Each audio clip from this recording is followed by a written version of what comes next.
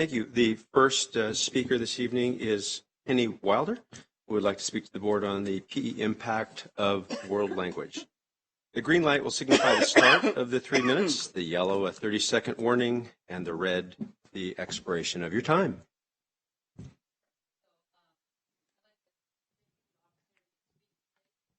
On behalf of both myself and my colleagues, my name is Penny Wilder. I have had the wonderful opportunity to teach in this great district for the last 26 years. I'm a very proud PE teacher at Evergreen Middle School.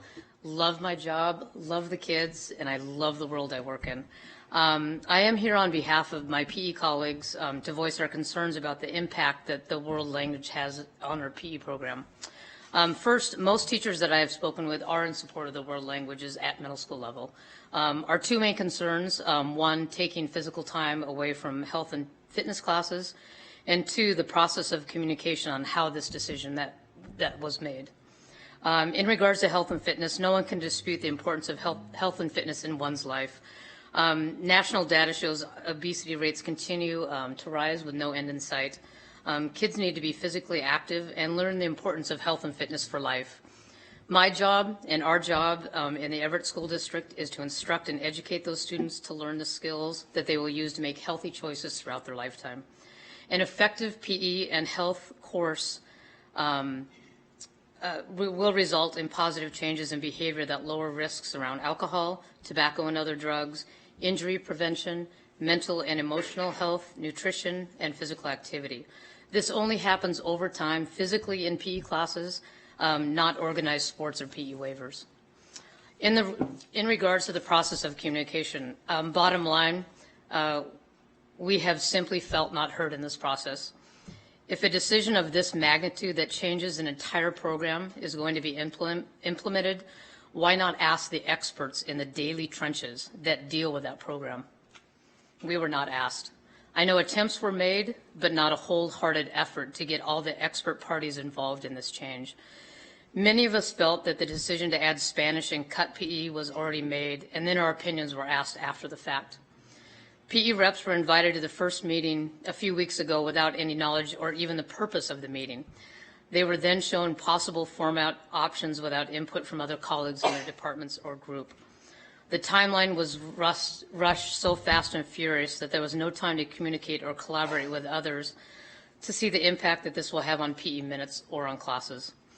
The new language in our contract asks for collaboration on shared decision-making, and this process was not followed. Thank you for your time. I love this district. Thank you for your comments. The second speaker is Nina Buss, and she would like to speak on world language and how it affects physical education.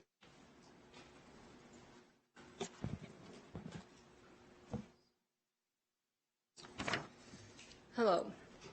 Thank you for the opportunity to speak on behalf of my colleagues in the area of physical education tonight. My name is Nina Buss, not Nina, but that's okay. I get it all the time. Anyway, I have the pleasure of being in the Everett School District for the past 17 years at Gateway Middle School.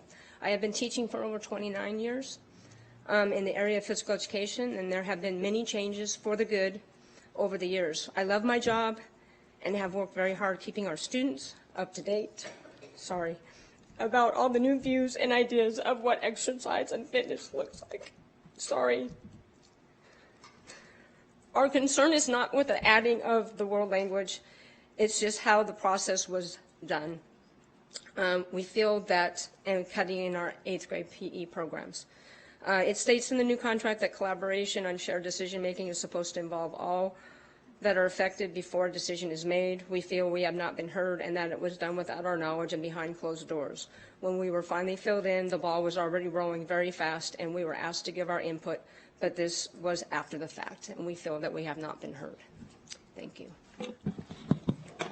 Thank you for sharing your thoughts and perspectives, Nina.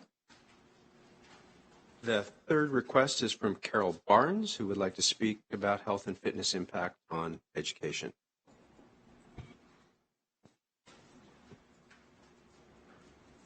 Hi, so thank you, as everybody has said, and I'm sorry, I'm actually sick today, so I'm going to do the best that I can. I've been in the Everett School District. I'm celebrating my 25th year, and I'm happy to have been here that long. But when I first started out at North Middle School, there was the world language that was in the programs then, and PE at the same time. And I really appreciate that world language being in there, and I understand the research that's involved. And I do hope that it gets in there. But what I'm not sure you're realizing or that you're aware of is the research that we actually have in the PE area. And again, the fast and furiousness of how this came about has not really given us an idea or an ability to show what we've done. 7 years ago, we were given a grant for $900,000 from and working with the Focus Fitness Group, and that allowed our curriculum to grow. It is so amazing to watch and see as a teacher of 9th grade kids what these middle school teachers are doing, and we're watching them get stronger and more flexible, and we know that the research exists that a healthier person and someone who is more fit is more productive. We even, as our own district, have that wellness program for the teachers. I'm so glad that we have that program that allows our certified and classified staff to have the opportunity to be healthier and have less sick days and have more, less insurance costs and things like that. And I know that the district believes that healthier kids do make smarter kids and better learners. I was part of a group of people who met less than 2 years ago with principals and some of our our nurses here and our principals showing, improving, and brainstorming all these ideas that can make kids be healthier. But one of the things that we're already doing is collecting that data. This program with Focus Fitness allowed us the opportunity to collect that data. For 7 years, we have been collecting data on our students here, and the data is there. So I found this study about a 10,000 kids for 10 years in California that showed a correlation between their fitness scores revolving around the 5 components of fitness and their standardized testing scores. The idea briefly being that a student who met standard in only one of the 5 components of fitness scored 25% higher on their standardized testing, and a student who scored met standard in 4 to 5 of the components of fitness scored 75% higher on their standardized testing. So I was curious. I took my 9th grade group. I pulled together all the students on a spreadsheet, and I made that list of the students who met standard in 4 or more, and that's the students that met standard in only 1 or 2. And I went to Catherine Matthews, and she helped me. She gave me all their GPAs. She gave me all their standardized, it was HISP, I think, at the time, and I found that the students that met standard in only 1 or 2 components had an average GPA of 2.84, I believe, and the students who met standard in 4 or more had an average GPA of 3.16. That's a very small sample, and their HISP scores were higher as well. We have data. The data is there. Thousands of kids, all the way 7 years back. You can see that. You can see how their fitness levels are getting better, and you can match it up. It just hasn't been done. So I'm begging you not to go fast and furious. Take a look at maybe one of the other options, like scenario 1 that we're talking about with world languages, and take a look at the data that was there. I think it's going to be, it might look bad. It doesn't seem reasonable to make this change when there's data that shows that what those middle school teachers are doing is making a difference in the learners today. I really, truly believe that. And we have the data, so the data is there. Thank you for your time, and thank you for your commitment to the district. The fourth speaker is Johnny Herber, who would like to speak about foreign language in middle school. Hi, I've not only teach in Evergreen for the last quarter century. I went to Evergreen, and I'm a product of the Everett school districts, and I know this won't upset some people, but I'm going to take a different tack.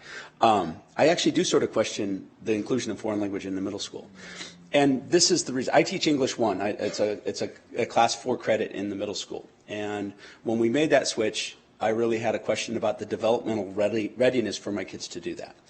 And when I started teaching, again, forever ago, we had a language in the middle school. We had French and Spanish at Evergreen, and it wasn't for high school credit. And so that part, I have some questions. For example, if you want to go to college, you need to be 2 years of foreign language study in order to do that.